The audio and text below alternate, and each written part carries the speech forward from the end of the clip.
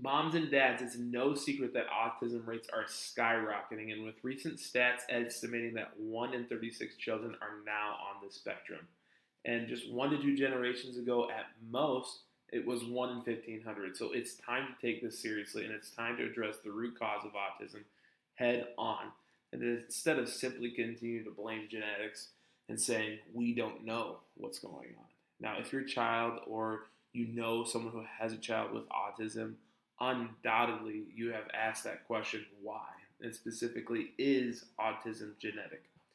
Today, there is still a long held assumption that genetics must explain sharp increases in diagnosis and the wide variation in symptoms across the spectrum.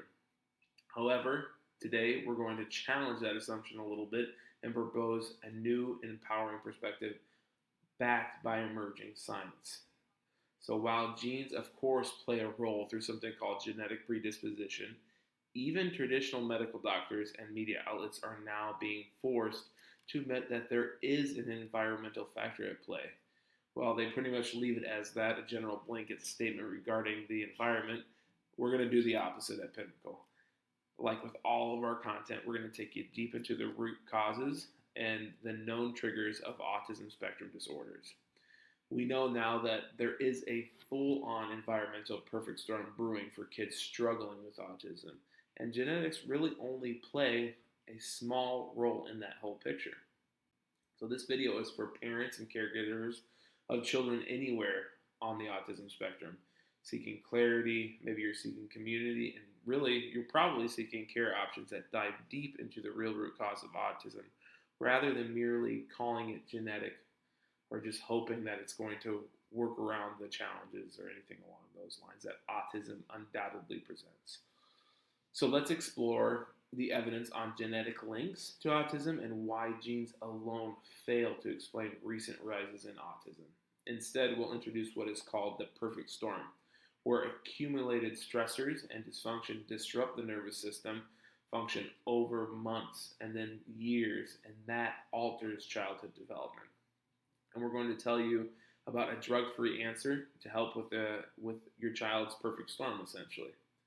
Now, I know our office will never forget the first time a 3-year-old patient with autism we were able to care for, Evan. Now, after 3 years of constant struggles with everything from sensory meltdowns, speech delays, major motor tone and coordination challenges, constipation, chronic respiratory infections, and so forth. I could go on and on. His parents did take him for a full neuropsych evaluation shortly after his 3rd birthday. And it was then after that evaluation that they received an autism diagnosis, and they were told, hey, there's nothing that you can do to help with it. This had nothing to do with his birth, and his gut issues don't have anything to do with this. Diet changes won't help, so get used to this. Go ahead and just save your money, because one day you're going to be older and he'll be bigger, and you'll need to put him in a home somewhere when you can't take care of him anymore. How depressing is that? Well, what we're going to do with this video is we're going to give you the power back to you, so that doesn't feel like the ultimatum in your life. And so let's first start with some questions or common questions that parents ask with what is causing autism. And when parents ask why autism occurs, mainstream medicine often says better recognition, genetics, etc. They only recently started to admit that there is also a mix of environmental factors at play. But then what they do is they offer little explanation or research behind what they mean by environmental factors.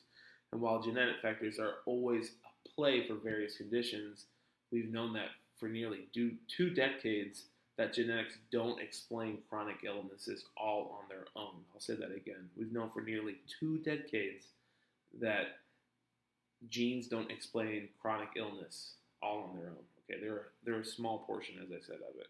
So there's no single gene that is called an autism gene. There are over 100 genes that regulate risks, but mutations only appear in about 10% of those cases. So what environmental factors matter most, especially when we're concerning autism and other developmental challenges for kiddos. So this is where things get really fascinating and interesting, exciting, but they also get very frustrating at the same time, because it's really a multifactorial conversation. So Here's what we do know about this perfect storm or sequence or list of stressors and toxins.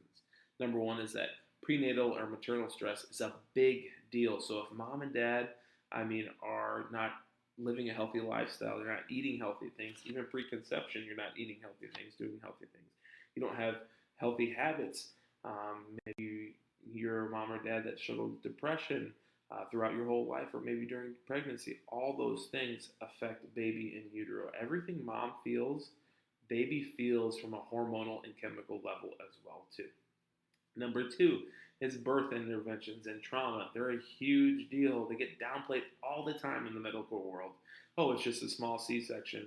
C-sections are one of the biggest traumas to really cause tension and other issues in the upper cervical neck region. There's upwards of 50 pounds of force used to pull baby out of that region. So yes, it's going to cause problems down the line. And we won't even get into forceps and vacuum extraction because that can be even more violent in some ways as well. So all those things, and it doesn't have to be C-section. Normal birth in and of itself is a trauma. No matter how healthy it goes, it is a trauma, and it needs to be physiologically, but that doesn't mean that there aren't things that need to be helped with after that process as well too. And then we also have early exposure to antibiotics and medications and toxins. So this is all a huge deal. When we especially introduce antibiotics in young developing kiddos, their gut biome gets totally obliterated. These are non-discretionary drugs that are going to kill every bit of biome in their gut, and their gut is responsible for serotonin production. All these huge productions of life essentially start with the gut, how they feel, how they think. It's really a feedback. Science says that the gut is the second brain of the body. Well, more and more science is leading to show that it might be the first brain of the body because of the feedback loop it gives. So all these things together are really that perfect storm that we're talking about. So on top of all of these other things, clinical experiences and emerging research are really talking about more things. So I just named three, but we can also get into exposure to EMFs, which is Wi-Fi, 5G, all these things that there's limited research on, but that doesn't mean they're not affecting us. We just don't know yet if they're affecting us 100%. Some other things we know that are affecting us, especially in Florida, are mold exposure. I talk about after a hurricane, mold exposure goes through the roof. So that's another huge factor. Also, household toxins, chemicals that you use. There's also chemicals in our foods, our soaps, especially in our soaps and our detergents. There's things called endocrine disruptors, which are going to make it harder for your body to have proper hormone production and all these things. So not only that, there's toxins in medications and other medical interventions. So it's really these events that lead to a neurological, what we call tipping point for many children, where they may be developing normally or mostly on track, but then once all this stress and toxicity adds up or stacks up, their nervous system gets locked into a sustained, stuck fight or flight or sympathetic dominance, which we call here the perfect storm.